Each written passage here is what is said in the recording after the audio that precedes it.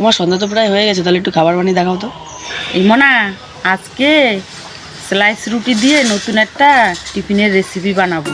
প্রথমে একটা গামলাতে দুটো সিদ্ধ ডিম ম্যাশ করে নিতে হবে, পরিমাণ মতন কিছুটা আলু সিদ্ধকে ম্যাশ করে নিতে হবে, আদা রসুন বাটা দিতে হবে, পরিমাণ মতন লবণ দিতে হবে, পরিমাণ মতন হলুদের গুঁড়ো দিতে হবে, পরিমাণ মতন লঙ্কার গুঁড়ো দিতে হবে, পরিমাণ মতন গোলমরিচের গুঁড়ো দিতে হবে, কিছুটা চাট মশলা দিতে হবে, পরিমাণ মতন ধনে জিরের গুঁড়ো দিতে হবে, তারপরে কিছুটা পেঁয়াজ কুচি, কিছুটা ধনে পাতা কুচি দিয়ে মাখিয়ে নিতে হবে। তারপরে একটা স্লাইস রুটিকে এভাবে বেলে মশলাটা তার উপরে দিয়ে এভাবে ডিজাইন করে নিতে হবে সবগুলাকে।